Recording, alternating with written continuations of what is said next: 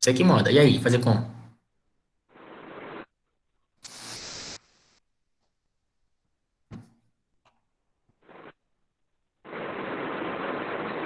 Então, eu acho que tanto faz. O pessoal aí, se puder, se quiserem ir fazendo a pergunta no chat aqui, de Eu acordo acho- com o desenvolvimento da palestra, eu paro e pergunto. Deixa no chat aí, Deu então. Deixa no deu chat uma as cortadinha que você perguntas. falou e eu nem entendi direito. É o seguinte, deixa no chat as perguntas. Pronto, E pronto. aí, no final, a gente vê, né? Vocês Des- passam. Diz, Emanuel. Desculpa aí interromper. É, quem for perguntando, tendo as dúvidas, bota no chat ou também no É, final pode fazer o levantamento, isso. né? Porque fica melhor para dar um andamento e não perder o raciocínio. É, que Eu às acho vezes a gente melhor Pronto, assim. também interrompendo, às vezes a gente perde o fio da meada. pronto, pronto. Então, quando o senhor tiver à vontade aí, pode arrochar e dar início à palestra. Então, beleza, vamos lá. É, só um instante, vou compartilhar minha tela aqui. Vocês me dizem, me dê o feedback aí se já está aparecendo. Tudo ok aí? Aqui já está pronto. Maravilha. Então vamos lá. Então, gente, primeiramente, boa noite a todos. Tudo ok. Maravilha. Primeiramente, boa noite a todos. Meu nome é Dina Américo, né?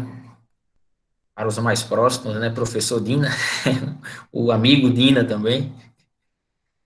Agradecer primeiramente ao convite aí, a turma da UFAL, especial a turma aí do Grupo PEC, né? Do Grupo de Estudos de Equinos da Universidade Federal de Alagoas, que fez esse convite, né? E eu de prontidão aceitei, porque eu tenho uma dívida aí com a UFAL muito grande, né? O professor Pierre é um grande amigo e meu co-orientador no meu projeto de doutorado.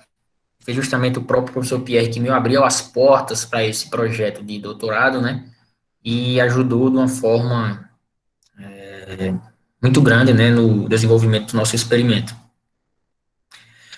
Já foi feita minha apresentação, né? Sou professor aqui na Universidade Federal do Oeste da Bahia. Vocês veem o íconezinho aí da instituição aí do lado direito. Vou pegar o ponteiro aqui. E sou estudante de pós-graduação ativo de doutorado na Universidade Federal de Campina Grande, né, do campus de Patos, na Paraíba. Local também que me acolheu de uma forma como eu nunca esperei. Apesar de ser pernambucano, ter me formado e feito residência na Rural de Pernambuco e Recife, né, que foi minha primeira casa. Fui fazer um estágio lá em Patos, né, e me encantei lá com a recepção, com a instituição, com os professores, os colegas, as amizades que fiz lá. E 2 anos depois desse estágio, me apareceu essa oportunidade de realizar o mestrado. Foram anos maravilhosos em minha vida, tanto crescimento pessoal como profissional, né? Depois desse período em Patos, eu ainda fui trabalhar, passei 2 anos trabalhando na área comercial, onde eu fui coordenador da região nordeste da Marcolab, né, da Marconutra, da linha de suplementos, perdão. Trabalhei como autônomo também todo esse período, né, são quase 10 anos de formado trabalhando com clínica e cirurgia de equinos. E em 2017 voltei para a UFCG para realizar o doutorado a partir de uma conversa com o próprio professor Pierre, que me fez uma proposta de nós trabalharmos, né, com o uso dos anti-inflamatórios não esteroidais em equinos, em parceria, né, da UFCG com a UFAL. Estamos agora em fase de conclusão, já publicamos um artigo, faltam publicar agora mais 2 capítulos para eu poder fazer essa defesa de tese. E, se Deus quiser, ainda esse ano a gente conclui. Mas é isso, vamos lá, vamos dar início. O tema de hoje proposto é justamente nós abordarmos, né, nós falarmos um pouco sobre os aspectos clínicos do uso de anti-inflamatórios não esteroidais em equinos. E, né, a nível de introdução, sabe-se hoje que os AINE, né, os anti-inflamatórios não esteroidais, são um grupo de medicamentos dos mais vendidos e utilizados no mundo, né, seja na medicina veterinária ou na medicina humana. São produtos de ampla utilização das mais diversas, né, aplicações. As principais delas são justamente o controle da dor, da inflamação e da febre. E quando a gente fala em AINE, especificamente para nossos pacientes, né, os cavalos, a gente até brinca. Esse cavalo é um bicho interessante. E 90% da casuística clínica é sistema locomotor, né, como vocês veem, e o sistema digestório. Eu até brincava, meu pai ficava perturbando comigo. Esses teus pacientes só tem pé e bucho, né? Porque tu, quando vai atender, o cavalo está com cólica, ou então o cavalo está mancando. E nós trabalhamos na clínica, sabemos que são essas justamente, né, a maior casuística de afecções dos equinos. E sempre que a gente fala em AINE, né, a gente já lembra em claudicação e cólica.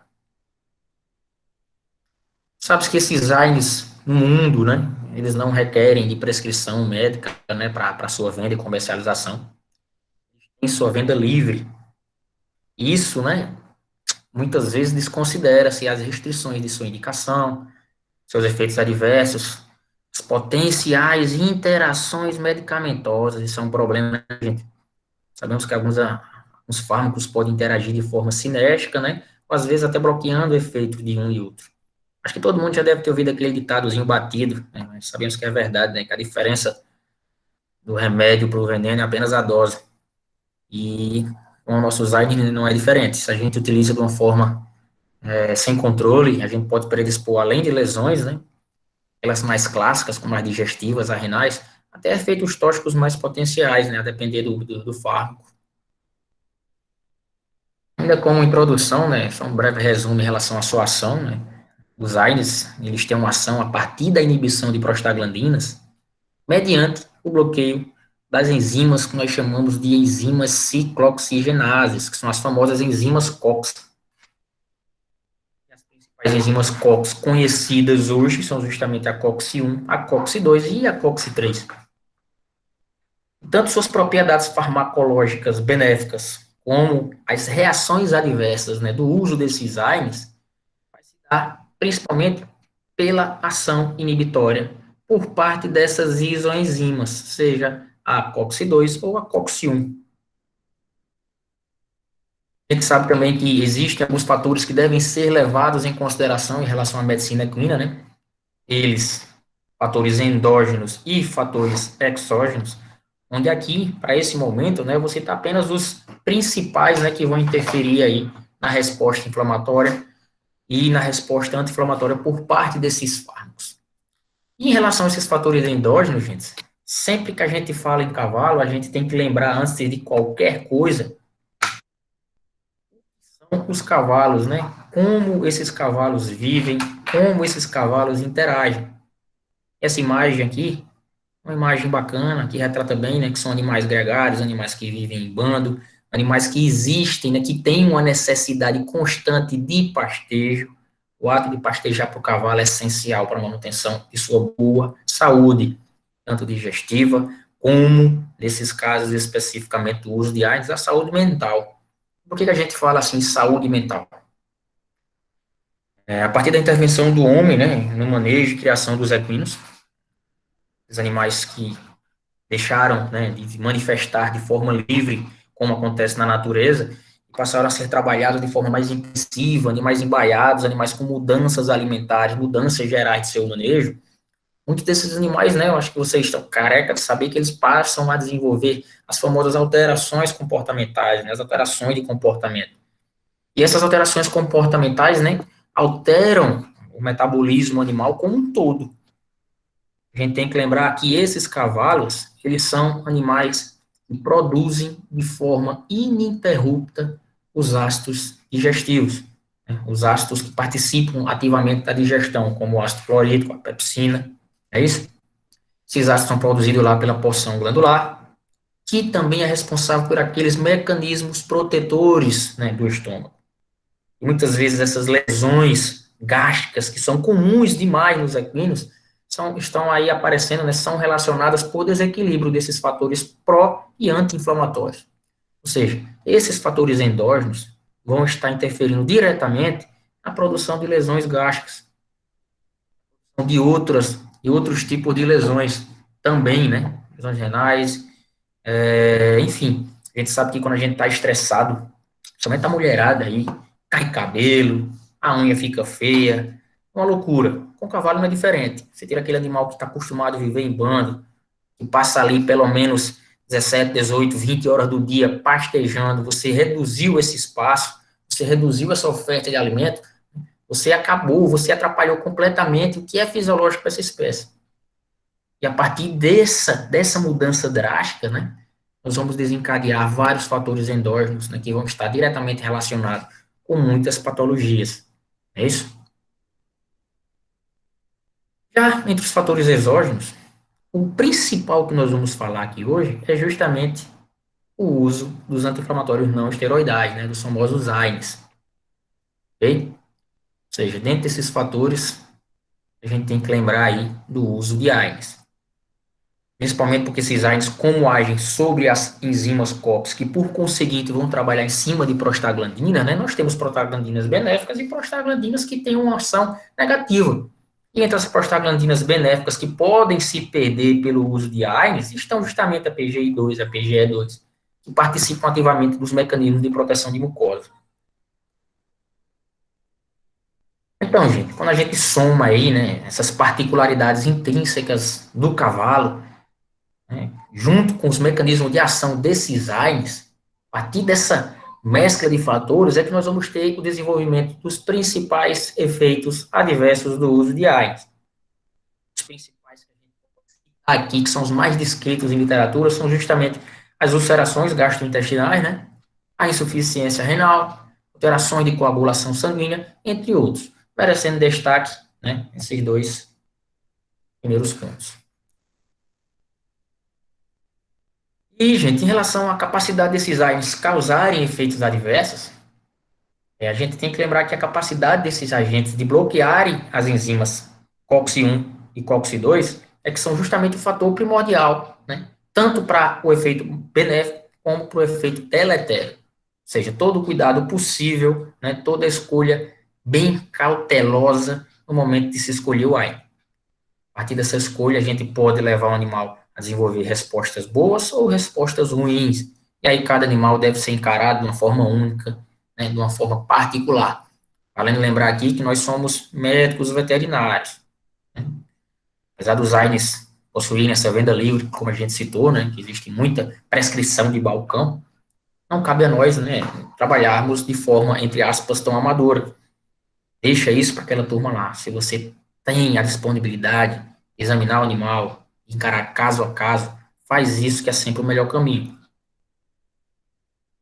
Diante dessa máxima aí, né, postula-se aí que o aumento do bloqueio da COX-1 está relacionado justamente ao aumento de alterações a curto prazo. Em outras palavras, acredita-se que essa COX-1 seja uma isoenzima benéfica. E quando eu trabalho com anti-inflamatório não esteroidal que bloqueia essa enzima benéfica, a gente espera-se que efeitos adversos ocorram a curto prazo. E aí, dentro dos grupos de AINES que trabalham sobre essa COX-1, são justamente aqueles AINES que nós chamamos de AINES não seletivos. É isso? Postulou-se também que enquanto trabalha-se com bloqueio dessas isoenzimas, né, da COX-2, essas alterações seriam mais insidiosas, ou até mesmo ausentes.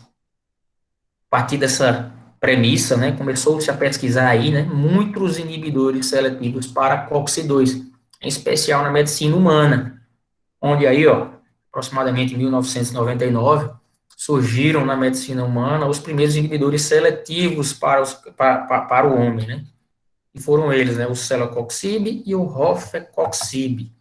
Porém, esses fármacos foram retirados no mercado, pois estudos demonstraram, né, que o uso exacerbado desses anti-inflamatórios foram responsáveis por várias alterações e complicações, principalmente complicações cardiovasculares.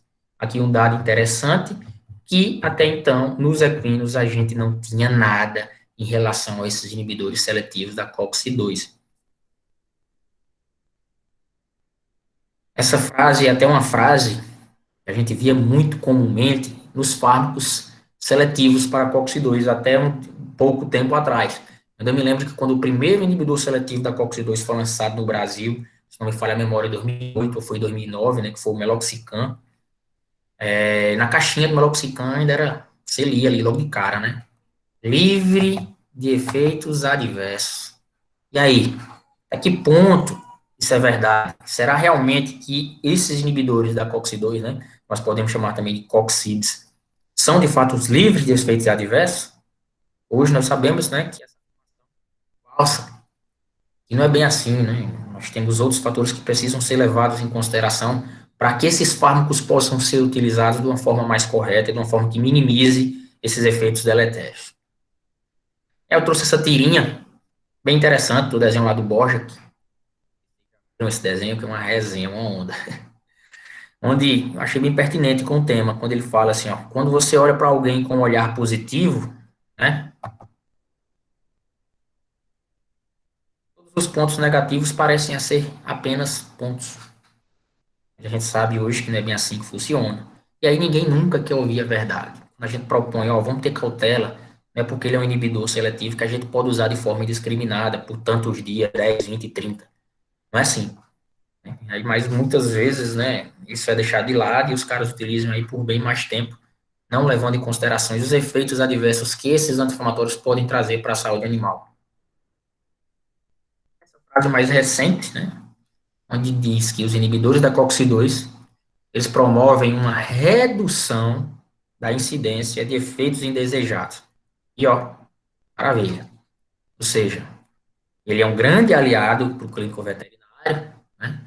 E se usar de forma correta, né, além do efeito benéfico, a gente vai ter uma redução da incidência desses efeitos deletérios.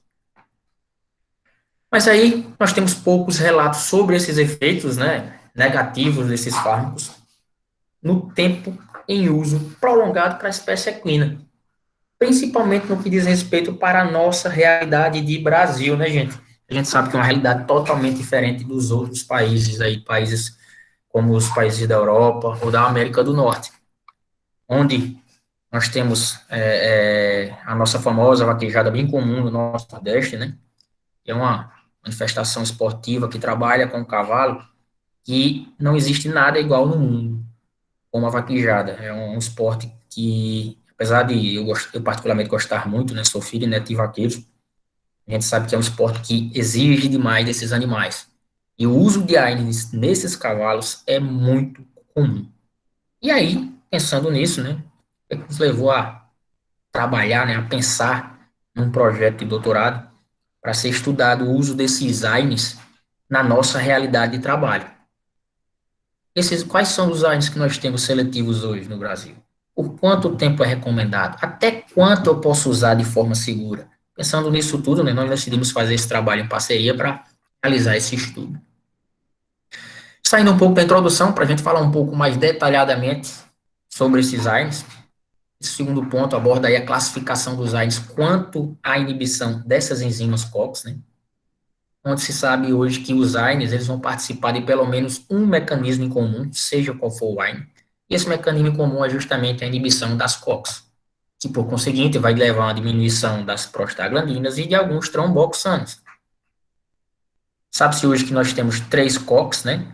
COX-1, 2 e 3, onde a 1 e 2 já são bem caracterizadas e são as COX hoje de importância clínica para nós médicos veterinários.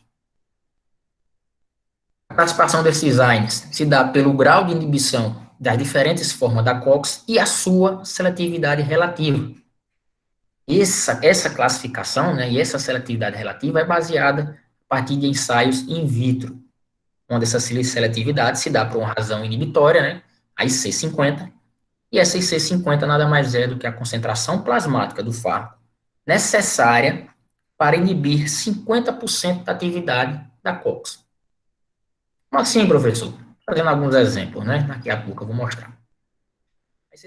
Nesse caso vai existir, né, um IC50 para COX-1 e um IC50 também para COX-2. E quando nós fazemos essa proporção COX-1 para COX-2, quanto mais acima de 1 for o resultado dessa proporção, mais específico é o fármaco para inibição da COX-2 em comparação com a COX-1. Ou seja, quanto mais acima de 1, mais seletivo é esse fármaco. E aí são alguns exemplos dentro dessa razão de seletividade, a partir dessa relação COX, né? A fenilbutazona e o flunimeglumine, que são hoje os fármacos não seletivos mais utilizados no Brasil, eles vão nos dar uma relação aí, ó, próxima a 1, que demonstra que ele é um fármaco não seletivo. E aí, quando nós trabalhamos com o meloxicam e o firocoxib, nós vamos ter, respectivamente, aí uma razão de seletividade para o meloxicam em torno de 4, e para o firocoxib, né, em torno de 200. Existem alguns autores que falam até, que descrevem que essa razão de seletividade para o firocoxib se mostra bem superior a esses 200. Tem trabalhos que citam aí 300, 400, até 600, ou seja, O firocoxib hoje é o mais seletivo para COX-2, que pode ser utilizado de forma segura para a espécie equina. E aí, essa razão é bem diferente, né, do meloxicam para o fibro, e é bem comum nós falarmos que são os dois inibidores seletivos, quando na verdade não são. E na verdade o meloxicam nós podemos classificar como inibidor preferencial, e o firocoxib sim, como de fato, né, um inflamatório seletivo. Esses inibidores da COX-2 também podem ser chamados, né, de COXIB ou ainda como poupadores da COX-1. Por quê, gente? Poupador da COX-1. A gente tem que lembrar e reforçar com vocês que todo e qualquer AINE, seja seletivo ou não, né, vai ter também uma ação sobre a COX-1. Então, o firocoxib, sim. Só que, lógico, o firocoxib, por ser extremamente seletivo, como nós já vimos aqui, né, ele vai poupar muito mais a COX-1 do que o meloxicam, que é um inibidor preferencial. Beleza? Ou seja, todos eles vão ter ação sobre a COX-1, uns mais, outros menos. Em relação a COX-3, só para ilustrar um pouco, trazer algo para vocês, né? COX-3 é uma enzima que ainda hoje pouco se sabe sobre ela. Os autores classificam ela, né, como a COX-1B, por ela se tratar de uma variante aí dessa COX-1. E sabe-se que hoje ela tem uma distribuição em vários setores aí, como corte cerebral, medula espinhal e coração. Sabe-se também hoje que essa COX-3 é sensível ao paracetamol, à antipirina e à dipirona. Em relação ao mecanismo de ação desses AINES, COX-1, como nós já falamos, né, ela é proposta como uma geradora de prostaglandinas que vão manter a função dos órgãos. A PGI-1 e a PGI-2. E aí, ó, são responsáveis por proteção mucosa gástrica, vasoconstrição, manter a homeostase renal, isso é importantíssimo, esse equilíbrio homeostático, né? A COX-2 é uma enzima induzida durante a resposta inflamatória. Pouco tempo atrás, ó, ela era tida apenas como enzima que só apareceria, né, de forma induzida dentro de uma resposta inflamatória. Ou seja, tem uma inflamação, a gente vai ter expressão de COX-2. E aí, vamos trabalhar com o inibidor seletivo da COX-2. Hoje sabe-se também que essa afirmação não é totalmente verdadeira. Ela também hoje é expressa, né, por exemplo, nos rins, a gente vai falar aí na frente, isso nos rins em animais saudáveis. E aí, ela produz prostaglandinas que vão mediar, né, a dor e a inflamação. Esse gráfico aí é um gráfico simplificado que tem aí em relação às duas COX, né?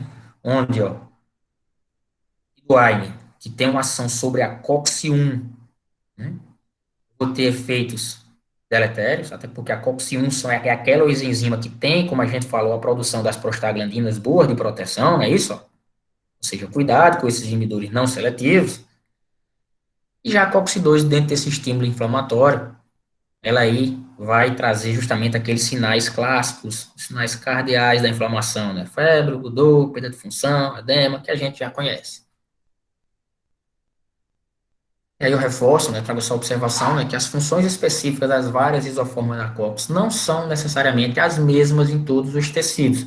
É exemplo do próprio rim, onde a COX-2 também é expressa e desempenha outras funções, como a manutenção da homeostase renal. E aí eu sei que em pacientes nefropatas, apesar dos inibidores da COX-2 serem os mais recomendados, todo demais é veneno. A gente sabe que ela vai ter também uma participação positiva no controle da homeostase. Hoje é um dos grandes desafios, né, para o veterinário de cavalo trabalhar com esses pacientes nefropatas. Aí é possível que um coxíleo possa ter efeitos adversos, embora mínimos. A gente já falou e demonstrou aí, né, falando sobre essa seletividade das isoenzimas. E aí vale lembrar também que a tão buscada seletividade pode ser perdida em episódios de overdose. E aí o cara tá lá investindo num anti-inflamatório caro, que é bom, mas quer resultado logo, aumenta a dose, não acredita que aquela dose pequena vá resolver o problema, e aí predispõe o animal a lesões mais severas devido à overdose. E aí, gente, como escolher nesses casos? Até desculpa aí pela imagem de livro, mas é uma imagem que demonstra bem, né? Realização do exame clínico, forma correta, né? respeitando-se as particularidades do animal, reconhecendo as necessidades e ambiente onde esse animal vive. Tudo isso vai ter uma relação direta aí com o nosso sucesso, né? E pode ou não potencializar, né, o uso dos anti-inflamatórios, da tratamento instituído. E a gente tem que ter muito cuidado também e atentarmos nessa questão desse equilíbrio. Que equilíbrio é esse que eu quero falar, que eu quero dizer? Nós vamos nos colocar como os profissionais, muitas vezes, né, em momentos difíceis em relação à escolha dos fármacos.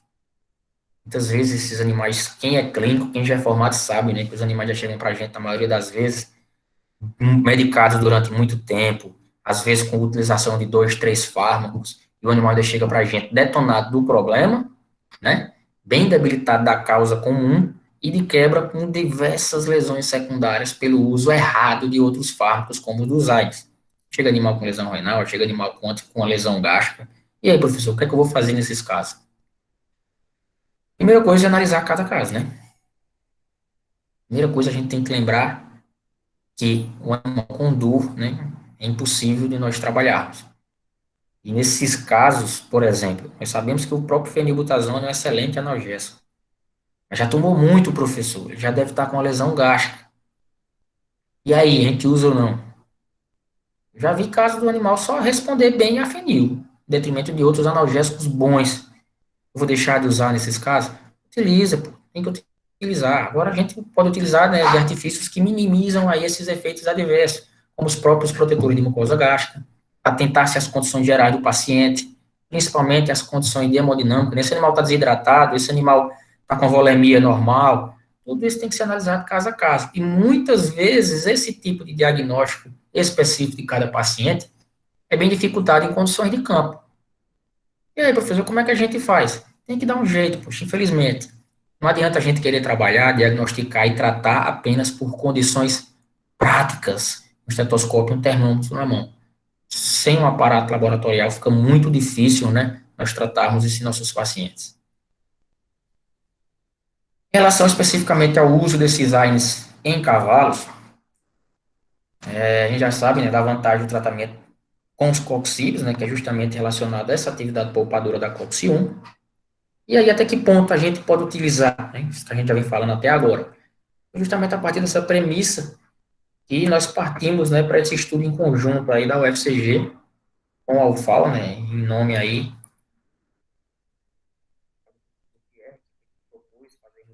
né, que me abriu as portas da UFAL. E eu quero aproveitar o momento também, mais uma vez, agradecer ao professor Pierre, agradecer a turma aí do Grupo PEC, que sempre esteve junto. Nós que agradecemos, nós que agradecemos. Hoje, professor, eu que agradeço muito todo o suporte aí do Grupo PEC, em nome do senhor, professor Pierre, da turma lá que me ajudou bastante, da Rai, da Mainara, enfim, todos que estiveram sempre próximos, sempre contribuindo para a realização desse trabalho, né? Sem vocês isso não teria sido possível. Eu pude passar um tempo lá na UFAL, né? Passei um mês lá acompanhando o experimento, né? Nós realizamos experimentos com os animais da instituição e pudemos trabalhar, né, com fármacos manipulados especificamente para cada animal, né? Para trabalhar de forma mais segura e fármaco por peso por paciente.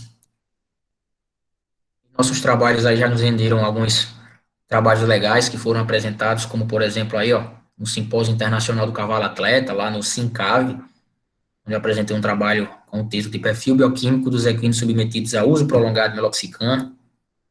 A também trabalhou aí com a avaliação gastroscópica do uso prolongado do meloxicam em animais rígidos. Foi inclusive o trabalho de PIBIC, da Mainara. Depois desse também teve um aluno meu aqui, que nós realizamos outro PIBIC. Esse PIBIC dele, inclusive, foi escrito agora para a Feira Brasileira de Iniciação Científica, né, onde nós realizamos uma pesquisa sobre o uso desses AINES na realidade do Brasil.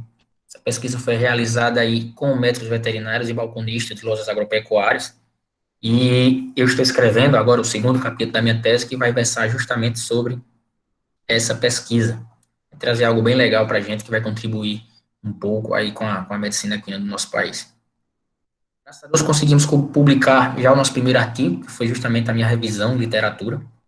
Nós abordamos aí os efeitos adversos do uso prolongado de AINES dos anti-inflamatórios não esteroidais inibidores da COX-2 em equino, né? A revisão de literatura que foi publicada agora em agosto. na revista Research Society and Development, e agora a gente está partindo para os demais capítulos.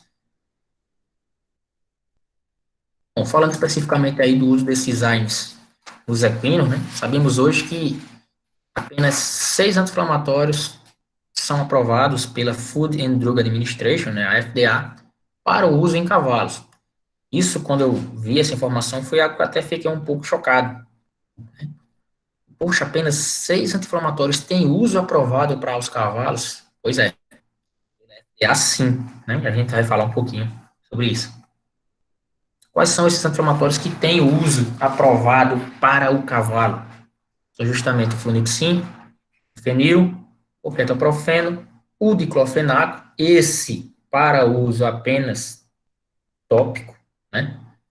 O ácido meclofenâmico, que eu não tenho experiência de utilização dele, e o firocoxib.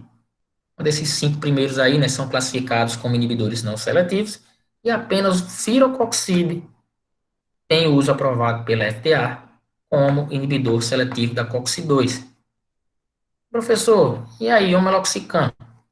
Outros fármacos, gente, como o próprio meloxicam, eles têm uso, que lá o americano chama de uso extra-label. Se fôssemos traduzir ao pé da letra, né, que não se traduz em inglês ao pé da letra, seria o uso faixa extra. E o que seria esse extra-label? São aqueles medicamentos que, apesar de não terem recomendação pelo órgão competente do país, eles são utilizados, né, de forma extraoficial, como é o nosso caso aqui do meloxicam no Brasil, né, como é o meloxicam no próprio Estados Unidos. O americano não gosta do meloxicam, mas alguns colegas utilizam por ter tido experiências boas, né, relatos bons. Ainda só para esclarecer um pouco, trazer um pouco para vocês a realidade de outros países, até fazendo um comparativo, né? Lá no Canadá, os únicos AINES que de fato são recomendados e têm aprovação para uso em equinos são a fenilbutazona e a aspirina. Apenas 2 AINES têm aprovação para uso em cavalo no Canadá. O firocoxib e o meloxicam são também utilizados nesse país, mais uma vez, né, utilizados de forma extra-label. Os Estados Unidos ainda reforçando, o meloxicam só tem o uso aprovado, ó, para os cães, não tem uso aprovado para equinos. Eu lembro, teve um evento, não sei se acho que foi até em Alagoas mesmo, se não me engano, foi a Bravec Nordeste, não me falha a memória, que o David Freeman veio para cá, palestrou, e eu me lembro que um dos palestrantes o questionou sobre a utilização do meloxicam. E ele disse que desconhecia totalmente, que ele não utilizava, né? O David Freeman, para quem não conhece, é um grande veterinário americano, autor de diversos artigos, diversos trabalhos, principalmente no que diz respeito às afecções digestivas. Ele falou que o meloxicam lá para ele, em cavalo, eles não trabalham, o próprio David Freeman disse que não usava. E aí o firocoxib, né, é muito utilizado para tratamento de doenças articulares degenerativas nos equinos, inclusive a FDA aprova o firocoxib apenas com essa finalidade, viu, gente? Os estudos hoje que demonstram, né, eficiência, né, eficácia do firocoxib em equinos são para tratamento de doenças articulares degenerativas. Porém, hoje nós utilizamos o firocoxib aqui no Brasil mesmo de forma diversa, em diversas ocasiões. Eu vou falar um pouquinho aí na frente e mostrar, inclusive, alguns trabalhos. Ainda falando sobre os Estados Unidos, né, esse firocoxib, quando lançado, ele possui formulações para cães e para cavalos, né? A princípio, ele foi desenvolvido para uso nos caninos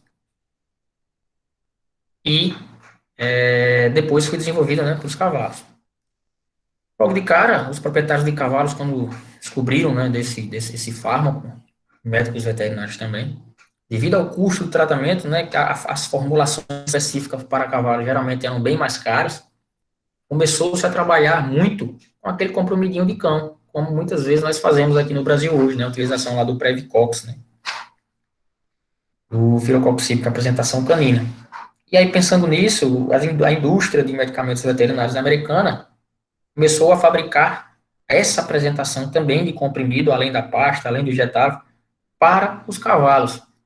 E barateou um pouco, né, esse tratamento para o equino e fez com que, né, os médicos veterinários fossem parando de utilizar esse firocoxib de cão, né, e passassem a utilizar mais essa versão específica para os cavalos.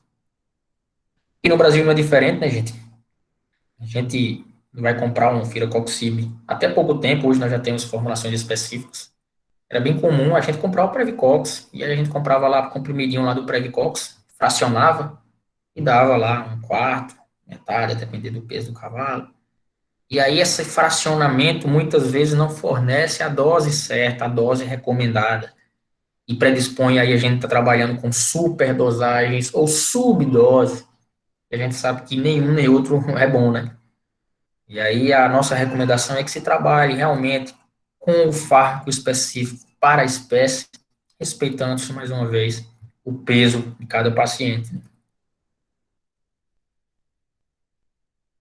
Também, né, o uso aqui no Brasil desses inibidores da COX-2 é bastante difundido, tanto do meloxicam, né, o preferencial, como o firocoxib. Só alguns trabalhos aí que nós já fizemos, trabalho também de outros colegas, que abordam esses inibidores da COX-2 no tratamento clínico de outras patologias que não aquelas recomendadas pela FDA. Esse trabalho, inclusive, foi um trabalho nosso, foi publicado na Mais Equina, na época ainda do começo, acho que final do mestrado, e nós trabalhamos, nós atendemos um paciente com fratura de osso sacro, um animal que estava trabalhando em casa, como a turma da vaquejada chama, né? Estava só passando e o animal foi dar um esbarro, e nesse esbarro ele teve uma fragilidade óssea que não se sabe o porquê dessa fragilidade. Esse animal teve uma lesão de sacro, e o sacro de fato fraturou, e foi uma fratura horrível. Porém, horrível aspecto não é visual. Uma fratura que não trouxe comprometimento medular, só aquela coisa feia ali na garupa do animal. E nós conseguimos tratar, né, entre aspas, esse paciente com o uso do firocoxib no controle da dor.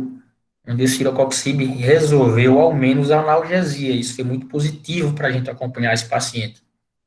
E esse paciente hoje vive, passeia, né, foi afastado das atividades atléticas, porém, está lá, vivendo, passeios curtos na propriedade, e o firocoxib mostrou-se eficiente no controle da dor nesse caso. E aí outros trabalhos aqui a nível nacional, com o uso de inibidores da COX-2, né, animal com a meningocele, utilizado aí no pós-cirúrgico, né, o meloxicam, também como um bom analgésico, um bom anti-inflamatório com bons resultados, com um trabalho também de animais da raça crioula, com laminite crônica, que foi utilizado também o meloxicam.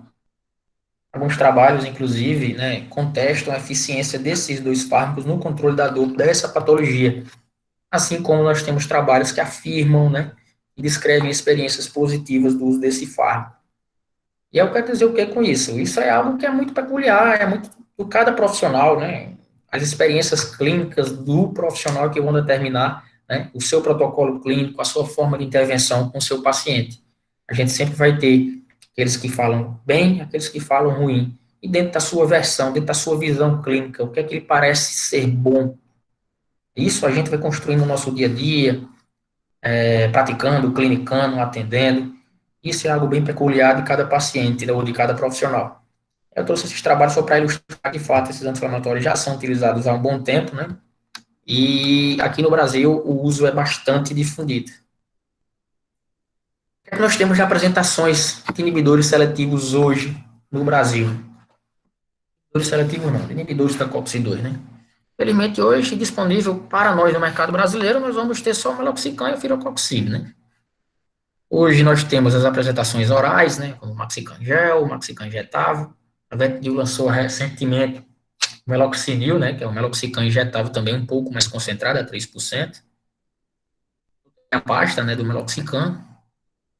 Até pouco tempo nós só tínhamos disponível com o Firocoxib o Previcox, aquela historinha lá do comprimido de cão. Não sei se vocês lembram, a dose para cachorros de firocoxib é 50 vezes maior do que a dose do cavalo. A dose para cachorro é de 5 miligramas quilo, a dose média, enquanto a dose de cavalo é 0,1, o que nos permitiu trabalhar adaptando, né, esse comprimido do cachorro em cavalos. Porém, como eu já falei, de uma forma muito empírica, onde nós não temos um controle da dose correta, né?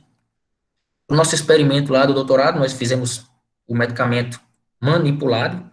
Hoje é muito bom, é muito em conta, inclusive, trabalhar com medicamento manipulado no Brasil. A dificuldade hoje é justamente o tempo que a gente perde Muitas vezes a gente está precisando com uma certa urgência, tem que ligar, o cara ainda vai manipular para depois entregar, né? Mas hoje sai legal, sai bem em conta, e é a forma mais correta de se trabalhar hoje. Você está trabalhando com uma dose específica para o peso de cada animal, não é isso, gente? Eu até, quando fui fazer os custos para o meu projeto de doutorado, para vocês terem ideia, se eu fosse trabalhar com o meloxicam comercial, meu custo de tratamento seria o dobro do que eu gastei com medicamentos manipulados. Gastou uma boa quantia de dinheiro, nosso trabalho foi todo financiamento próprio, mas graças a Deus conseguimos realizar. E agora, mais recentemente, agora finalzinho de agosto, a Botofarma lançou o primeiro Firocoxib específico para equinos no Brasil. Botofarma aí, uma empresa bastante sempre inovando, sempre trazendo coisa nova. E ela lançou o Firocoxib tanto injetável como também pastoral. Muito legal, tá de fácil acesso e vendido hoje nas farmácias veterinárias. Eu trouxe esse artigo até como uma forma de mostrar para os colegas, porque eu era muito cobrado, muito questionado por outros veterinários, por amigos, inclusive, mas professor, Marguina, como é que um quarto de um comprimidozinho desse vai fazer o efeito no cavalo? Coisinha tão pequenininha, o cara vai ter que explicar para o cara, não, cara, a questão não é essa, o cavalo é mais sensível ao uso do fármaco, tem uma boa resposta. E existem estudos que comprovam essa eficácia. Hoje nós temos 3 formas disponíveis, por exemplo, né, do Firocoxib. Nós temos o comprimido, temos a pasta e nós temos injetável. Esse trabalho trabalhou com 2, né, formulações comerciais, comparando essa eficácia. E as 2 mostraram-se uma eficácia bem parecida, né, muito parecida, tanto a injetável como o comprimido. Depois que lançaram essa terceira forma, também foi feito, né, um trabalho com as 3 formulações, tanto no que diz respeito da eficiência, como da detecção e da farmacocinética, onde as 3 também tiveram resultados bastante semelhantes. Ou seja, dá para a gente trabalhar com Firocoxib de forma segura e eficiente, seja em comprimido, seja em pasta, seja de forma injetável. Esse artigo de revisão é o artigo, né, que trabalha de fato com o uso de Firocoxib para aquela recomendação que a FDA traz, né, as afecções degeneração articular. Ele mostra que a dose normal convencional para equinos adultos, né, que é de 0,1 miligrama quilo, uma vez ao dia, por até 15 dias. Esse tratamento por até 15 dias, os efeitos adversos não foram relatados, pelo contrário, né? Porém, diz respeito aos efeitos clínicos positivos, né, aqueles efeitos sobre os sintomas desse fármaco, onde nesse trabalho foi descrito que os efeitos do Firocoxib só começaram a aparecer nos animais após 7 dias. E aí sim, dentro da minha experiência, quando eu comecei a trabalhar com Firocoxib, eu fiquei um pouco receoso com este fármaco, porque eu não via resposta clara em pouco tempo. E aquilo me deixava muito apreensivo, inclusive a ponto de duvidar da eficácia desse medicamento. O que é que esse trabalho sugere, né? Esse trabalho sugeriu que para a gente conseguir essa concentração máxima do Firocoxib para cavalos, que a gente trabalhasse com a loading dose, né, que é uma dose de carregamento, onde essa dose de carregamento pode ser feita na dose de 0,3 miligramas quilo durante um dia, ou seja, no primeiro dia eu trabalhar com essa dose de ataque, nessa dose de carregamento do triplo da dose convencional, e depois eu continuo com a dose convencional de 0,1, uma vez ao dia, por 9 dias. Esse trabalho, quando falou isso, ele reportou que os efeitos clínicos esperados começaram a aparecer nos animais, em alguns já no primeiro dia, e outros no máximo em 3 dias. Ou seja, isso é muito positivo. Em conversas com colegas, com professores, com amigos, eu passei uma temporada lá na USP também, os professores lá da USP eles já me relataram que começam a trabalhar às vezes com 0,4. Porém, eu não encontrei artigos que ratificassem essas colocações. Se tivesse encontrado, eu tinha colocado aqui. Mas é bom essa informação, que dá para a gente trabalhar com esse fármaco com uma dose de ataque, né, uma dose de carregamento, e depois manter nessa dose convencional, aumentando aí de uma forma bem mais rápida, né, essa resposta ao anti-inflamatório. Ainda sobre o firocoxib, a gente sabe que ele tem em animais adultos, viu, gente? Vou falar um pouquinho de potros, principalmente neonatos. Em animais adultos, essa absorção e eliminação são lentas. Preste atenção nesse ponto que a gente vai falar aí na frente. Os potrinhos neonatos, vale reforçar que eles são mais sensíveis aos efeitos adversos com o uso de AINES não seletivos, ok? Os não seletivos para potrinho neonato, cuidado, são mais sensíveis. Vamos falar aí. Lembre-se que eles são naturalmente predispostos a lesões gástricas. E hoje nós temos trabalhos que abordam, né, esses inibidores da COX-2 em potros neonatos apenas com meloxicam. Não consegui, ao menos, né, na minha revisão de literatura, encontrar trabalhos com firocoxib para potros neonatos, e só achei meloxicam. Isso aí nos dá nos deixa, né, um vácuo muito grande.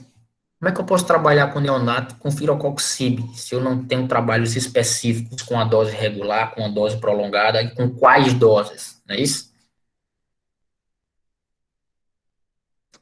A sérica máxima média, né, a Cmax, quando se trabalhada com dose oral única, em neonatos, eu vou ter uma Cmax maior do que em adultos. Por quê?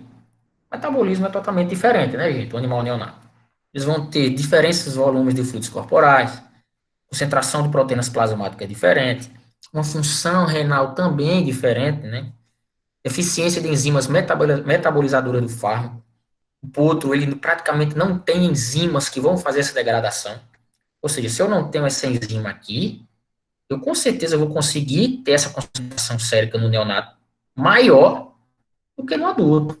O adulto ele vai conseguir metabolizar, né, essa droga aí de uma forma até mais rápida.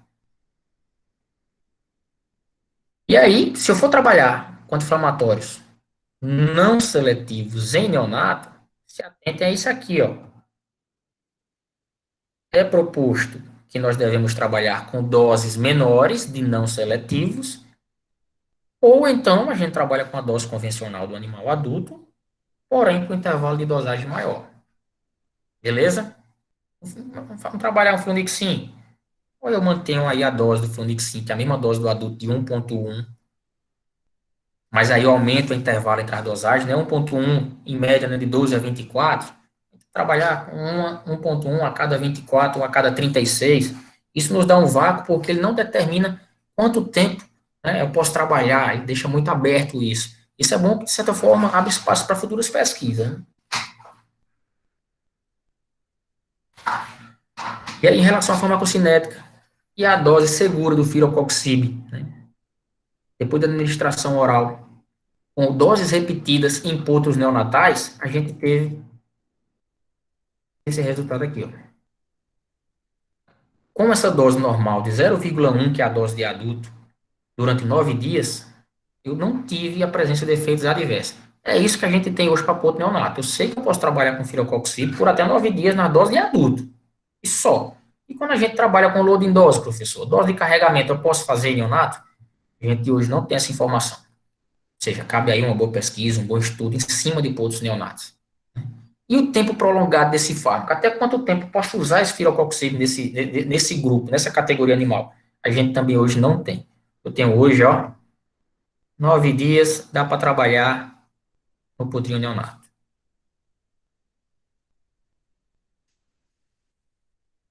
Em relação a essa biodisponibilidade, né, dose única, agora, né, falando agora dos seletivos, né, do firocoxib em específico, com dose única, eu vou ter uma biodisponibilidade em potros neonatos maior do que animais adultos.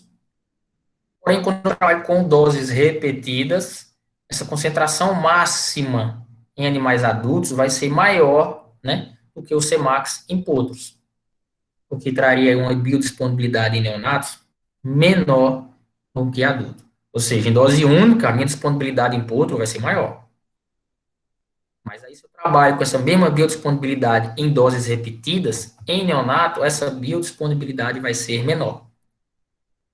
E aí, a a gente tem que estar na cabeça que todo recém-nascido, eles são mais resilientes ao uso de coxibes do que os adultos. Ou seja, eles respondem melhor, né, ao coxib do que o animal adulto. Se eu quero trabalhar com um bom wine em neonato, vamos trabalhar com wine seletivo. Até quanto tempo, professor? Isso hoje a gente não tem essa informação. A gente falou, né? Ao menos com firocoxib, até 9 dias dá para a gente trabalhar de forma segura com a dose convencional de adulto. Só resumindo isso que eu falei, de uma forma mais clara, nos neonatos, né, quando se trabalha com anti-inflamatórios não seletivos, a gente tem que lembrar que esses anti-inflamatórios vão ter uma meia-vida maior e uma eliminação mais lenta. E aí, ou a gente trabalha com dose menor, né, e ou um aumento de intervalo das dosagens. Ou o inverso, né? Ou aumenta a dose e baixa o intervalo. E já quando a gente trabalha com os anti-inflamatórios seletivos, a gente tem que lembrar que esses anti-inflamatórios seletivos, por esses neonatos serem mais resilientes, eles vão ter uma meia-vida também aí mais curta e uma eliminação mais rápida. Beleza? E aí, nesse caso, a gente trabalha ou com dose, na verdade, a gente trabalha com doses elevadas, dose um pouco mais cheia, né? O neonato me permite trabalhar com esse inibidor seletivo com a dose um pouco mais alta, e ou, né, eu diminuo o intervalo dessas dosagens. Tranquilo? Infelizmente, no Brasil, né, as pesquisas são escassas, né, dentro da nossa realidade nacional, com essa utilização de inibidores da COX-2. Esse trabalho foi até um trabalho onde o professor Armento Mazian foi o orientador. Foi o primeiro trabalho que validou aqui o meloxicam para uso em equino no Brasil, né, foi um trabalho da Veronese. Ela trabalhou apenas com animais adultos, na dose normal, né, convencional de 0,6 mg/kg uma vez ao dia durante 14 dias, mostrou-se eficiente, né, sem efeitos adversos relevantes, e que os animais adultos com meloxicam vão ter uma absorção e eliminação lentas. Chama atenção também que, apesar de clinicamente nós termos poucas pesquisas com esses inibidores da COX-2, a equipe do professor Alvarenga, lá, né, em São Paulo, eles vêm trabalhando com esses inibidores na reprodução de uma forma bem intensiva e com bons resultados, com bons trabalhos. Nesse trabalho, ele fez uma comparativa aí dos efeitos do Funixin, do Firocoxib e do Meloxicam, avaliando sobre, né, a motilidade uterina embrionária nos equinos. E ainda fez outro trabalho também, né, avaliando o Firocoxib e as taxas de ovulação naquelas éguas que tinham inflamação pós-cobertura. É bem comum em algumas éguas, né, desenvolverem aquela inflamação pós-cobertura persistente. E aí ele fez um trabalho comparando aí também o Firocoxib com outros AINES em relação a essa inflamação uterina. E os resultados dessa pesquisa em relação ao Firocoxib foram muito boas. Acredito que em breve a turma da reprodução vai estar utilizando bastante. E clinicamente, o que é que a gente tem? Ali no Brasil, acho que hoje nós fomos aí, quem sabe, os pioneiros, né? Para trabalhar ao menos com animais rígidos, com animais sadios, para tentar determinar aí, né, o grau de seguridade e por quanto tempo aí eu posso trabalhar de forma segura.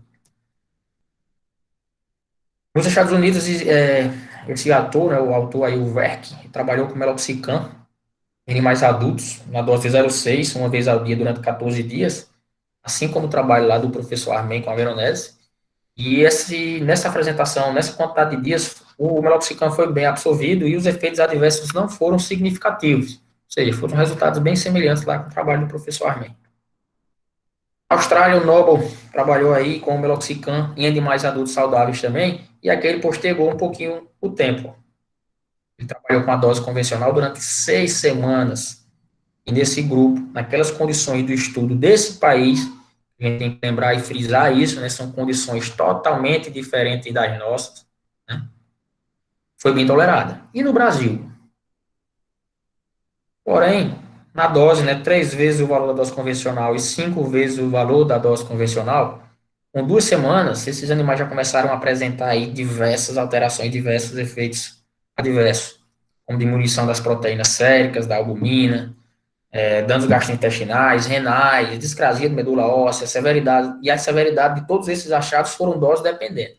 Quanto maior a dose, né, maiores foram os efeitos adversos, ou seja, essa dose aqui foi bem mais prejudicial do que essa. Na Austrália, o Raidal trabalhou com meloxicam em potros neonatos aí, ó. Menos de 6 semanas de vida. O que foi que ele achou? Meloxicam ainda tem essa idade. Já com firocoxib, não. Esses animais trabalhando na dose normal de adulto 2 vezes ao dia, vejam lá, ele trabalhou com a dose convencional e diminuiu o intervalo de aplicações, como a gente falou lá em relação à biodisponibilidade. E ele trabalhou com 21 dias, 3 semanas de uso, com 0,6, 2 vezes ao dia. Esse fármaco foi bem tolerado. Isso é muito bom para a gente, essa informação, viu, gente? Outrinho com inflamação persistente. Que tipo? Sei lá, vários. A gente pega aqueles animais com artrite séptica que a gente trata, a gente lava e a gente precisa fazer uma cobertura anti-inflamatória mais longa. Já sei que o meloxicam seria uma boa escolha.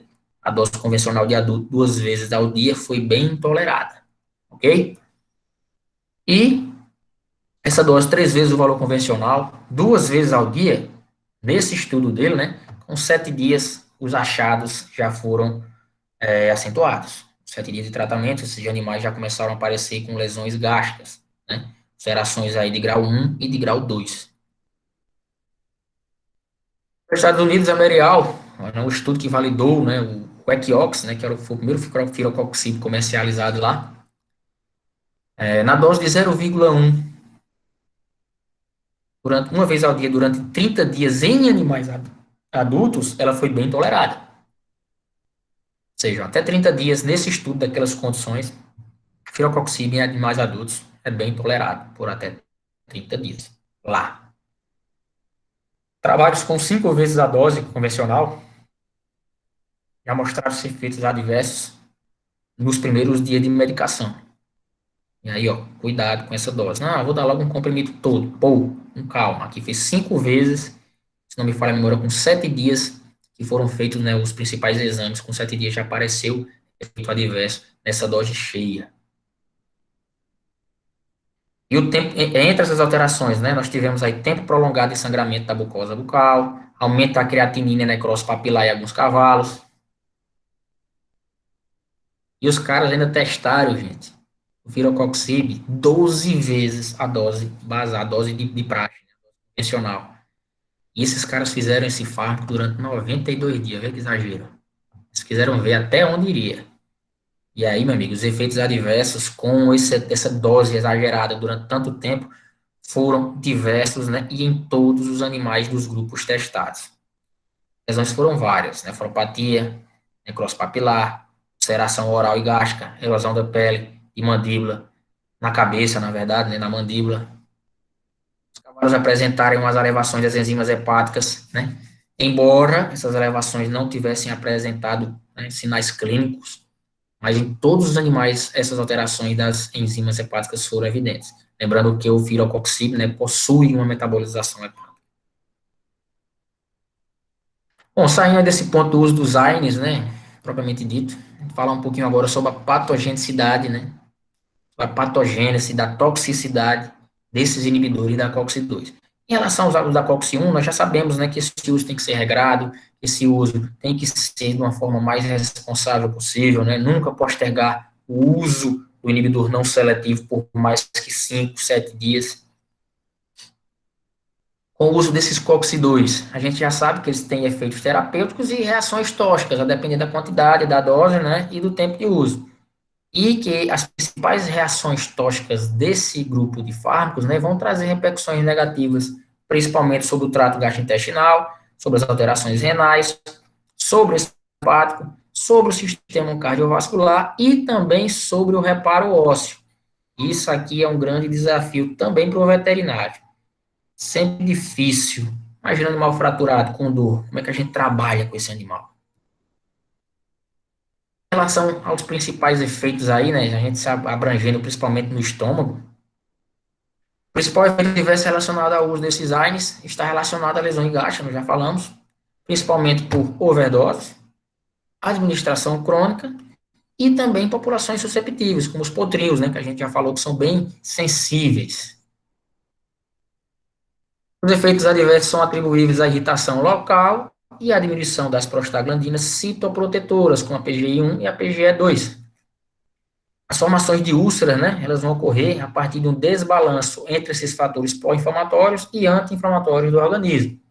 E aí, o uso de protetores gástricos é sempre bom, né? É bem recomendado quando a gente vai trabalhar com o uso de AINES, principalmente por tempo prolongado, beleza? Se eu sei que eu vou ter que trabalhar com uma dose maior, por um tempo mais prolongado, é essencial o trabalho associado com os protetores gástricos. Melhor a gente prevenir, né, gente? Porque a gente está se preocupando em tratar outra lesão. Às vezes o animal chega com um problema, e aí, por causa do uso de AINES, a gente não vai ter que tratar mais um problema, tem que tratar dois, né? A PGE2, né, ela participa ativamente no reparo intestinal, isso é informação interessante, nova para mim. Inibidores gerais da COX, preste atenção nesse ponto, eles vão interferir nesse reparo após a isquemia, né, no intestino do cavalo.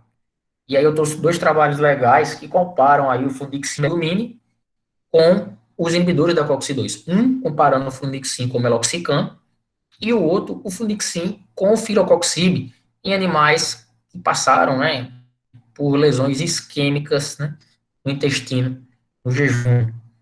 E a resposta, tanto no que diz respeito a controle de dor, como também na recuperação dessa mucosa lesada, dessa alça intestinal lesada, os inibidores seletivos foram muito bem avaliados. Eles proporcionaram um controle de dor melhor do que o Flunixin e o reparo de mucosa lesada também melhor do que o próprio Flunixin. Isso é importante porque acredito eu que quem já passou, né, por centro cirúrgico, quem já participou de rotinas de centro cirúrgico, coisa mais comum no pós-cirúrgico desses animais, dentro do controle de dor, é justamente a utilização do Flunixin Meglumine no pós-cirúrgico. Não está com dor, só da cirurgia agora, vamos trabalhar em Flunixin. E aí, esse Flunixin, como é o inibidor, né, geral da COX, se mostrou bem mais inferior na cicatrização dessas lesões induzidas, né, do que os anti-inflamatórios não seletivos, do que os anti-inflamatórios seletivos. Ou seja, tanto o Prevcox, tanto o Filocoxib como o Meloxicam, eles se demonstraram aí positivos, né, nesse tipo de lesão por isquemia de intestino nos cavalos. PGE2 e AI1 também tem papel importante na regulação do fluxo sanguíneo renal, na excreção de água e no balanço eletrolítico. E aí a produção de ambos, né, vai estar sob o controle das duas COX. E mais uma vez, aqueles inibidores, né, generalistas vão ter um papel negativo aí em cima dessas duas, né? Lembrar que no animal hidratado, né, a inibição da COX pelos AINES vai ter pouco efeito na hemodinâmica renal. E no animal desidratado, a perda da produção de prostaglandina pode resultar em vasoconstrição da artéria aferente, em perda de perfusão medular e numa redistribuição do fluxo sanguíneo do córtex renal. Ou seja, trabalhar com animal desidratado é um problema. O animal chegou, gente, a primeira coisa é dar o suporte necessário, né, para a gente poder fazer o tratamento. Você tem que lembrar que nós, como médicos veterinários, nós não tratamos doenças. Nós damos condições ao organismo, né, de se recuperar, né, de se restabelecer. E o animal, quando chega para nós desidratado, a primeira coisa que a gente tem que fazer, né, é repor essa hidratação, repor também, lógico, a alimentação adequada, para que esse animal tenha condições de responder à nossa terapia, né. Essa parte de rim é um desafio, né, muito grande para o médico veterinário, até porque é muito difícil hoje para nós, trabalhamos com os equinos, a detecção da lesão renal. Hoje, nossos marcadores para a detecção da lesão renal aguda, eles são bem ineficientes. O que é que a gente utiliza de rotina, né? Hoje a gente utiliza como marcador, né, a ureia e creatinina sérica. Porém, especificamente em relação à creatinina, que nos dá, né, a taxa de filtração glomerular, né, é um marcador de baixíssima sensibilidade. E aí, quando essa creatinina sérica está elevada, é porque a gente já sabe que, ó, a taxa de filtração glomerular vai estar inferior a 75%, aí já vai ter caído muito.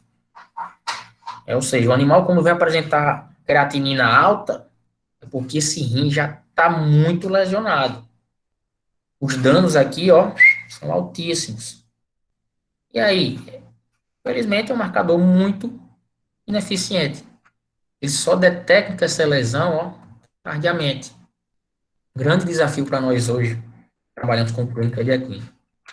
Dentro do meu apanhado aí de revisão de literatura, eu trouxe até esse artigo que eu achei interessante. Apesar de não resolver esse nosso problema em relação a esses marcadores renais, ele me deu uma informação interessante que eu trouxe para compartilhar com vocês. Um artigo novo, agora tem um ano, ó, de julho de 2019, que foi justamente o estudo, né, da prevalência da injúria renal aguda em cavalos dentro da população de cavalos hospitalizados. Trabalho aí do Savage. O que esse cara trouxe no trabalho? Vamos lá. A azotemia grave, gente, a gente tem que entender que ela vai estar presente, né, quando os níveis de creatinina sérica vão estar superiores a 10 miligramas por decilitro de sangue. E, né, essa azotemia persistente vai estar com esses valores altos acima de 72 horas. Os animais com essa azotemia grave, geralmente eles têm prognóstico ruim, beleza? Ou seja, isso é um péssimo sinal para a saúde do animal.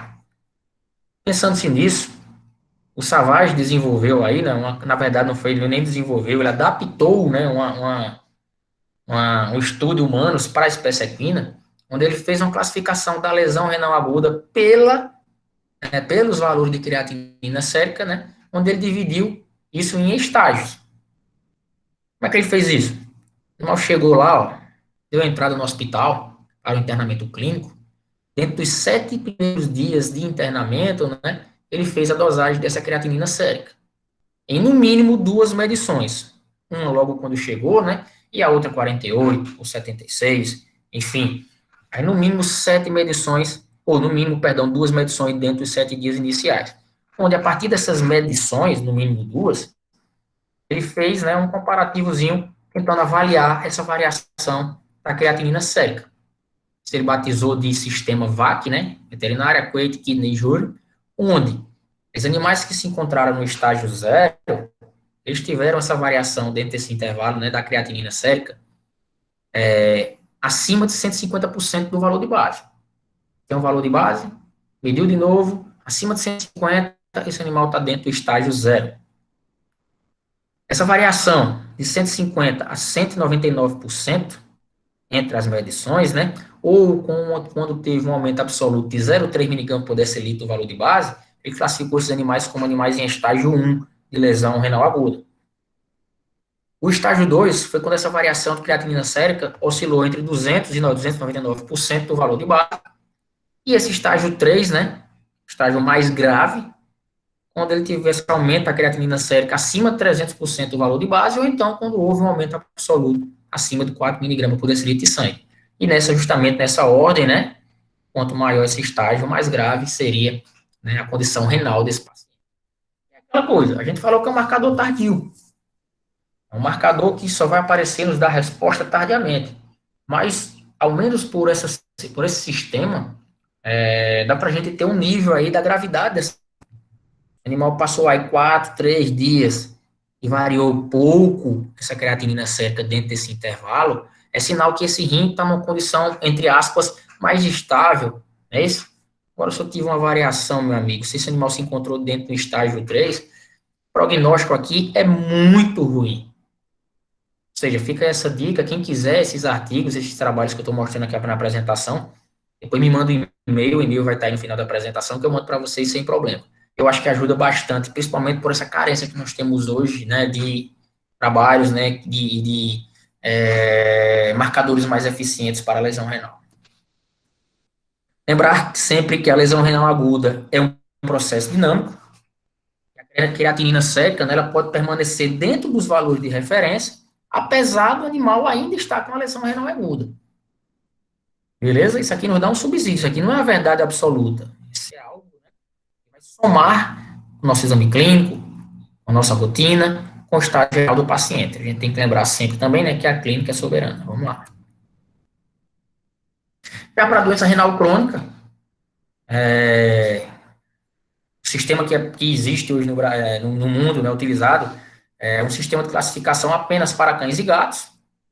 E aí novos biomarcadores, né, são investigados hoje nos equinos.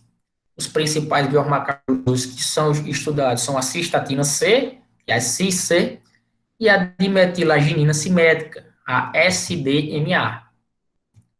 Essa se demonstrou muito promissora para a detecção de lesão renal aguda e doença renal crônica nos equinos. Porém, os estudos ainda estão sendo realizados, vai ter muita coisa pela frente ainda. A gente pensa, né, nos coxibes, nas lesões cardíacas, ao menos em humanos, nós tivemos muitos relatos. Já para a nossa espécie aqui de estudo, né, para os cavalos, a gente tem pouca coisa. Nos humanos, né, sabe-se que existe uma associação aí do uso de coxibes com aumento do risco cardiovascular. Cuidado aí, quem for cardiopata, cuidado com a utilização de qualquer inflamatório, inclusive os coxibes. Sabe-se ainda que esses coxibes têm uma relação direta também com o aumento da pressão arterial, isso é um problema. E a gente tem que lembrar que esses riscos, né, cardiovasculares e os benefícios gastrointestinais dos inibidores seletivos devem ser levados em consideração. Ou seja, eu tenho que lembrar que vai me trazer um benefício, né, que é justamente me prevenir de lesões gástricas, mas e aí, como é que está a condição cardíaca? Essa condição cardíaca permite o uso de um coxib? Tem que ser bem pensado. Isso em humanos. O que é que nós temos para cavalo hoje? Infelizmente, pouquíssimas coisas. Os cavalos, aparentemente, viu, gente, não são predispostos a essas mesmas alterações cardiovasculares vistas, né, com o uso dos inibidores em humanos, aparentemente. E aí sugere-se que o seu uso seja seguro para a espécie.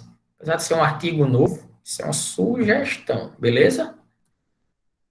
E aí mais estudos são necessários, né, para os cavalos. Muita coisa precisa ser estudada ainda. Nós ainda fizemos dentro do experimento, na avaliação ecocardiográfica, mas esses dados ainda vão ser publicados, né? Vamos deixar aí para quem sabe, uma conversa futura, uma palestra futura com esses dados, né, já publicados.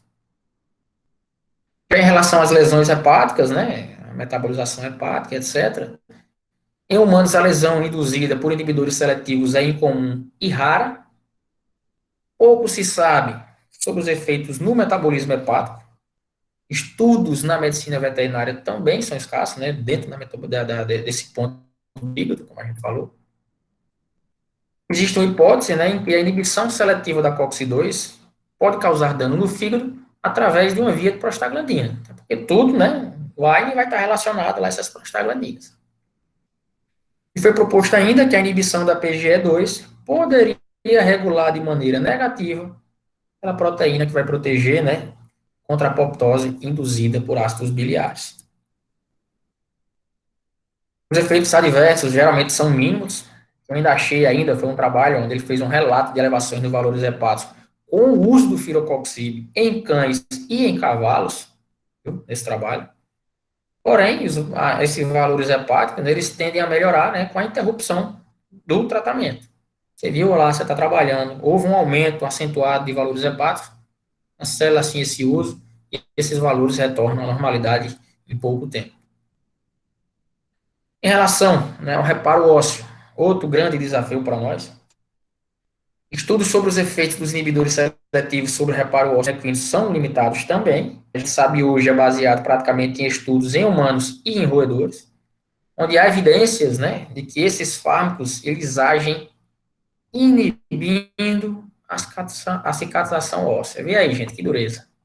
Já é tão difícil a gente trabalhar com animal fraturado, hein? E aí a gente com informação dessa, que em humanos e roedores, né, eles podem agir inibindo a reparação óssea, e aí, o que a gente faz? Grande desafio. Mais uma vez, aquela balancinha. A gente tem que ponderar. O que é mais extremo agora? Qual a maior necessidade agora? O animal está com dor de dor, já está tratado, já está imobilizado devidamente, né? Já está numa baia adequada, porém com grau de dor elevado, eu dinamérico, não pensaria duas vezes. Eu controlaria essa dor, apesar dessa informação aqui. Mas cada caso é um caso, né? Cada um constrói sua vivência, sua experiência. O mecanismo exato ainda é desconhecido, mas acredita-se também que esses agentes vão inibir a síntese de prostaglandina, né, interferindo na sinalização celular, que vai levar a uma desorganização do processo de cura. Efeitos sobre a cicatrização óssea parecem ser mais pronunciados nas fases iniciais da cicatrização, sendo reversíveis com a interrupção do tratamento. Pelo menos isso, né? E aí, como a gente falou, né, um grande desafio para nós médicos veterinários. A inibição da cicatrização óssea é igualmente provável, né, com os inibidores seletivos, ou seja, existe, né, uma correlação aí, independente do AINE, essa inibição, cicatrização é parecida, e há evidências de que a inflamação estimulada pela COX-2 é essencial para a cicatrização do tecido ósseo. Vê que bagunça que fica. A gente sabe, né, que a COX-2, né, é induzida na resposta inflamatória. E aí, ó, há evidências de que essa inflamação estimulada pela COX-2 seja essencial para a cicatrização do tecido osso. Sabendo-se disso, eu vou trabalhar com inibidor de COX-2. Tudo que a gente viu de trabalhos aqui há evidências, sugere-se, postula-se, a gente não achou nada que afirmasse, que demonstrasse eficiência e eficácia. E aí, mais uma vez, vai muito da experiência, da prática clínica, e espero, né, que quem passe por essas experiências publique, e aí nos dá um subsídio, né, nos dá uma luz diante de casos tão complexos. O Lascelles, ainda em 2005, frisou aí, né, que essa seletividade do AINE vai estar diretamente relacionada à sua dosagem correta, e aí já puxa de novo aquela historinha do comprimidinho lá, ó. Eu quero trabalhar com AINE seletivo, então fazendo uma superdosagem, eu posso estar perdendo minha seletividade. E aí, ó, altas doses, baixa seletividade. E ainda, né, efeitos adversos. Já o Kvet, mais recente, 2014, ele abordou, né, nesse trabalho a associação conjunta desses AINEs. E é o que ele disse, ó, a utilização, né, no trabalho do filocoxib com outros AINEs não seletivos, ficou claro que isso vai eliminar os benefícios do uso do coxib. É claro, muita gente deve ter perguntado aí, deve ter se perguntado, dá para trabalhar com filocoxib com dipirona? O filocoxib com a filibutazona? A recomendação, gente, é que não se trabalhe. É só você lembrar aí daqueles mecanismos de ação dos AINEs. Todos eles vão agir em cima das enzimas COX. É isso. Não vão ter mecanismos de ação diferentes, né? Se eu sei disso, não vejo vantagem nenhuma eu trabalhar firocoxib ou fenilbutazona e dipirona, como acontece às vezes, chegar para a gente aqui na universidade, recomendado, foi aplicado. Não, o veterinário passou fenilbutazona, firocoxib e flunixin. Isso vira uma bomba. A gente está sobrecarregando ali todo o animal. Né? Bom, e era isso que a gente tem para falar com vocês. Só algumas considerações finais, né? Que, embora proposta como seguros, os inibidores seletivos da COX-2 possuem efeitos adversos relevantes. Os AINEs, né, são um grupo heterogêneo, com características distintas e com potencial de afetar sua relação custo ou risco-benefício.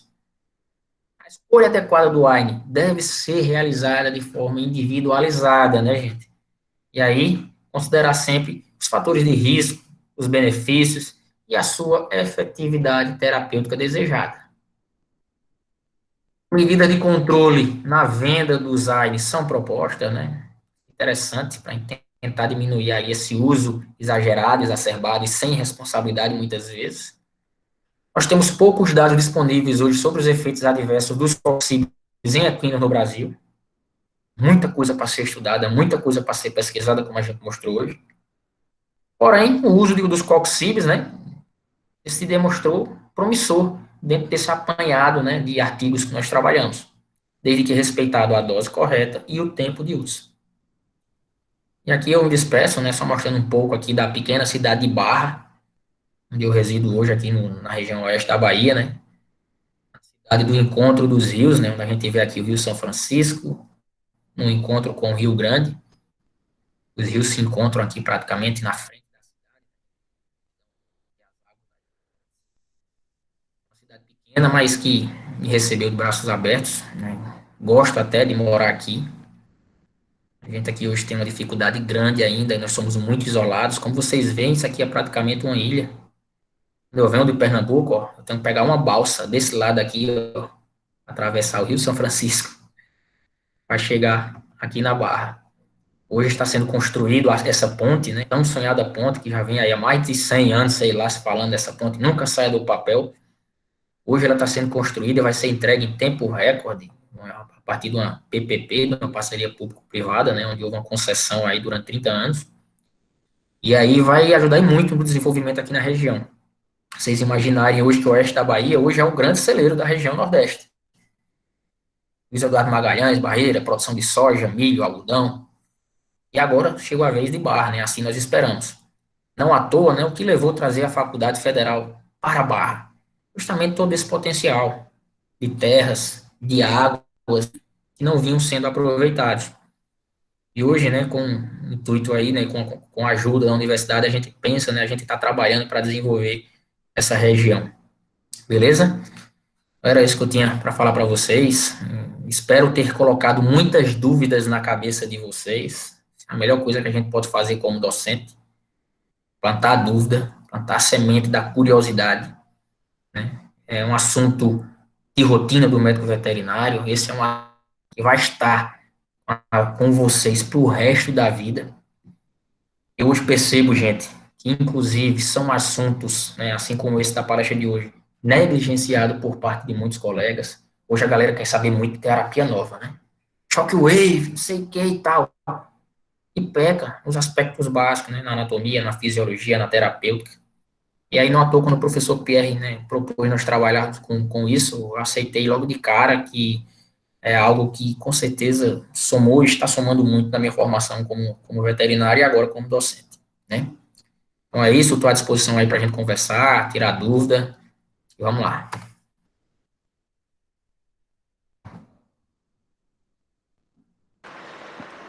Professor, muito obrigado aí pela palestra do senhor. Valeu. Agradecer em nome do Grupo ECO por essa palestra. Foi show de bola. Eu particularmente gostei muito. Espero que todo mundo também tenha gostado aí. Como já falaram aí no chat também, né? E agradecer. Professor Pierre, quer falar alguma coisa aí? Quem tem pergunta, pô? Ficou tão bem explicado assim, cara? Tá tranquilo? Tô brincando. Bom, boa noite. Eu entrei você já estava no começo, mas eu desde o primeiro slide acompanhei. Eu cheguei atrasado um pouquinho.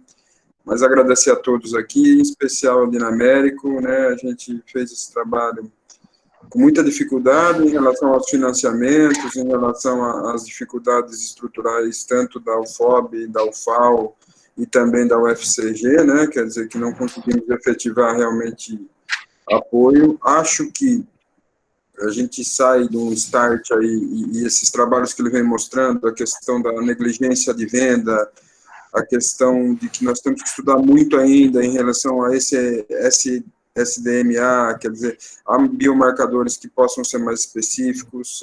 A gente tem agora também um estudo da questão da, né, creatina, proteína total na urina, que acho que também do esclero não foi. Então, eu acho que dá para a gente, né, nós temos um campo para explorar. Essa questão da FDA é uma coisa muito interessante, da FDA só ter 6 anti-inflamatórios. Então, ratifico o que o Dinamérico colocou em relação a, muitas vezes, a gente negligenciar o uso dos anti-inflamatórios não esteroidais, a gente negligenciar, querer potencializar terapias milagrosas, né, e está usando equivocadamente os AINES, e com isso piorando até essas terapias milagrosas que poderiam ser potencializadas, né, através da integração ou até da ação multimodal.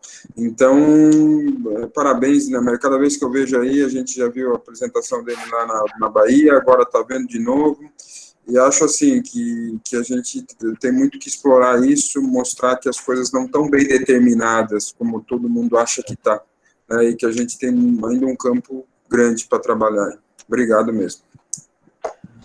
Meu professor, eu que agradeço. Realmente tem muita coisa para a gente trabalhar aí pela frente, né? Um campo imenso para a gente trabalhar nos cavalos, em especial ali, né, naquele grupo dos neonatos, como a gente falou. Na minha pesquisa, no meu apanhado, né, a gente sempre fala, mas e a dose para potro?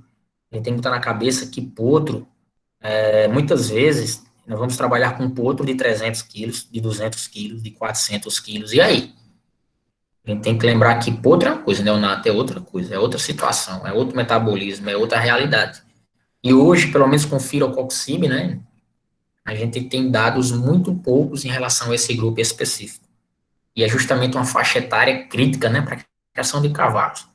A gente sabe que o animal neonato, muitas vezes, é o objetivo maior do criador de cavalo, né? Botar potro no mundo. É onde ele tem um retorno financeiro de todo o investimento feito, né? E estudos relacionados especificamente para essa faixa, para esse grupo de cavalos são essenciais e muita coisa ainda está por vir. Cabe a gente trabalhar, né? Cabe a gente correr atrás, brigar por recursos, trabalhar, que não é fácil, a gente sabe que é difícil para caramba. Esse experimento nosso aí, nós tivemos, né, um gasto muito grande, fora os prejuízos, devem ser levados em consideração, que não foi fácil, foi difícil para caramba. Mas graças a Deus a gente está concluindo, né, subindo um degrau. Daqui a pouco nós vamos ter que subir outro e um dia a gente chega lá. Eu agradeço mais uma vez a turma do Grupec, a turma pelo convite, os meninos aí que me deram um suporte bom aí nessa tempo que eu passei lá em Alagoas. Foi um mês corrido, foi um mês muito pesado para mim, eu estava passando por momentos difíceis em relação à família, em problemas pessoais, mas graças a Deus a gente está conseguindo concluir, né, essa fase. E se Deus quiser, daqui para frente, né, a gente só consegue vislumbrar dias melhores. Né? Mais uma vez agradecer aqui, viu, professor? Valeu, potência. E pro senhor aparecer quando der uma folguinha aí, do menininho aí, quando ele tiver mais crescidinho, para trazer ele para cá também, quer te conhecer. Simbora. Viu? Vai me dando esse Alagoas. E tem que vir conhecer a gente aqui também. Vamos lá. E, doutor, muito obrigado. Aí, quando for, eu vou ver se eu consigo postar essa palestra daqui para amanhã, lá na plataforma da gente do YouTube. Aí eu mando para o senhor e o senhor divulga aí, para quem o senhor quiser, viu? Muito obrigado. Eu agradeço. Uma vez, viu? Valeu, gente. Professor Pierre, forte abraço pro senhor. Saudade. Obrigado. Saudade de vocês também, pô. E beijo no neném. Valeu, professor. Obrigadão. Um abraço pro senhor. Obrigado, pessoal, pela presença. Valeu, José, meu amigo. Tudo bom, viu? Oi? Quem é Adriano? Sou eu, Adriano. Deixa eu tirar uma dúvida com você. Manda. Ultimamente, eu tenho visto, né, durante minha rotina, um uso Previcox em cavalos com laminite. Muito. Certo? E aí eu te pergunto, por exemplo, a gente já tendo essa visão, já tendo esse conhecimento de que cada vez mais os veterinários têm usado 15, 20, 30 dias, associar um protetor gástrico é válido? Ou, tipo, o protetor gástrico pode interferir na absorção, Não é muito válido, Adriano. Muito pelo contrário. Até porque você tem que lembrar também, né, que esse laminite ele tá com um grau de dor aí possivelmente legal, né, um grau alto. E a dor para o cavalo traz muitos prejuízos, né? Vai ter uma participação ativa aí em muitos outros mediadores inflamatórios, vai ter uma ação pesada aí, né? Vai predispor esse animal a desenvolver outros tipos de lesões, inclusive gástricas. Ou seja, o animal com dor, a gente não trata. A primeira coisa, a gente tem que trabalhar em controle de dor. E o animal com laminite, meu amigo, a gente sabe que é um problema. Eu acho que vale muito a pena, sim, trabalhar preventivamente com o uso de protetores gástricos nesses casos. Aí, nesse caso, a gente utiliza o protetor gástrico em todo o período da utilização do anti-inflamatório? Acho que cada caso é um caso, amigo. Principalmente quando a gente pega aqueles animais, né, que já vêm trabalhados, que já vêm mexidos por práticos, na própria propriedade. A realidade nossa hoje no Nordeste é essa, né? Nós, os veterinários, somos os últimos a saber do problema. Geralmente já chega trabalhado, já chega mexido, já chega medicado, e aí sabendo que o animal vinha com dor, medicado, muitas vezes dentro de um ambiente totalmente diferente daquilo que é fisiológico, são muitos fatores que já predispõem naturalmente, né, às lesões gástricas. E aí, por que a gente hoje não trabalha tanto com um protetor gástrico? Eu tenho certeza hoje, pode afirmar, né, que os estudos em relação a lesões gástricas dos cavalos hoje são muito escassos. A gastroscopia é um exame pouquíssimo utilizado hoje na rotina na rotina médico-veterinária, em especial aqui no Nordeste. Pode ter certeza que a maioria desses animais que chegam para mexidos, já trabalhados, se a gente fosse fazer um trabalho de estudo, de diagnóstico de lesão gástrica, a grande maioria desses animais já iam estar chegando para a gente com lesões detectadas, com algum grau de lesão gástrica. Pouca gente usa esse protetor preventivamente, porque para ele não tem a lesão. Com certeza, se ele tiver essa noção, eu tenho certeza que tem lesão gástrica, ele já iria estar fazendo. mas aí o cara não tem um gastroscópio, não tem como fazer esse exame, e hoje é muito difícil a gente conseguir fazer esse exame, né? Aí muitas vezes isso é deixado de lado, muitas vezes isso não é nem pensado. Mas o cavalo por si só já é predisposto à lesão gástrica. Aí vem predicado, vem com dor. Ou seja, ele tem vários fatores predisponentes a desenvolver a lesão gástrica. Penso eu, que nesses animais, algum grau de lesão ele já chega pra gente.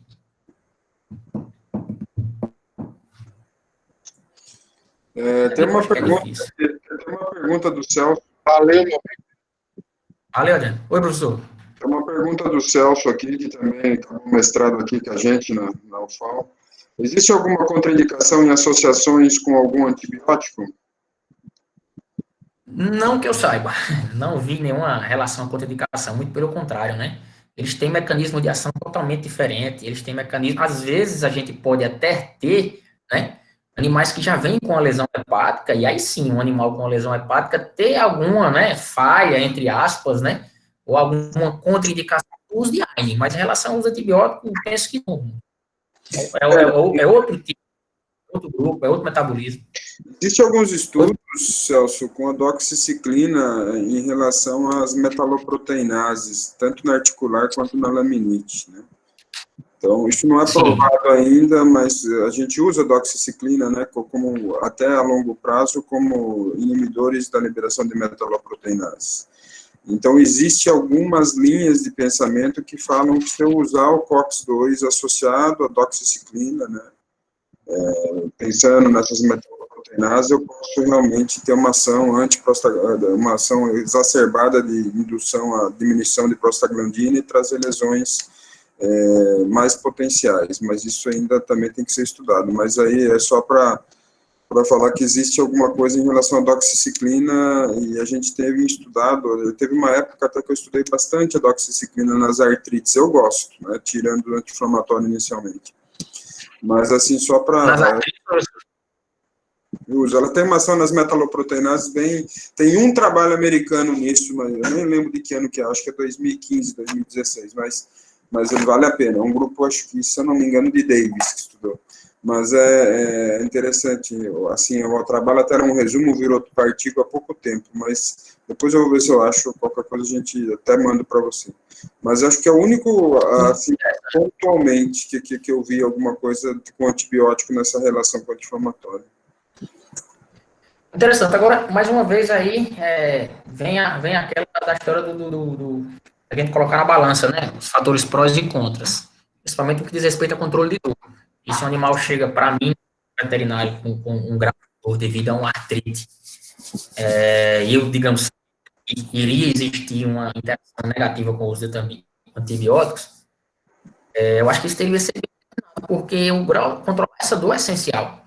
Inclusive, o próprio Virocox tem uma relação positiva muito boa nesses animais com osteoartrite, com lesões de cartilagem, etc. Né?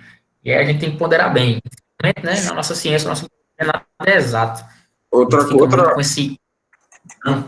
A gente age, os anti-inflamatórios não esteroidais, a gente tem que pensar muito numa questão de transdução, né, dentro da coisa da transdução do estímulo nociceptivo, e ao longo prazo pensando para não começar uma transmissão. Então, quando a gente pensa, por exemplo, em dor crônica, não que a gente não vá usar, entendeu? Mas a gente tem que estar também trabalhando com toda a questão da analgesia multimodal, né, que vai ter que trabalhar na transmissão, vai ter que estar trabalhando na transmissão, na modulação e na percepção. Então, não adianta a gente achar que o anti-inflamatório não esteroidal vai fazer milagre durante 30 dias, 40, 50 dias, entendeu? Agora, é interessante que a gente já viu, 28 dias, na nossa realidade, aparentemente não houve lesão animal isso. Mas também a gente não colocou num animal que já foi sobrecarregado antes com COX-1 para ver o que isso pode potencializar. Né? Então, e a realidade da vaquejada do dia a dia não é a realidade experimental do jeito que a gente fez. Então, essas coisas têm que estar sendo bem pontuadas entre nós. Ah, não, mas ele usou 28 dias, eu vou usar... Ah, eu usei 15 e detonou o estômago do cavalo. Sim, mas o que ele já tomou antes de você começar com os 15 do COX-2?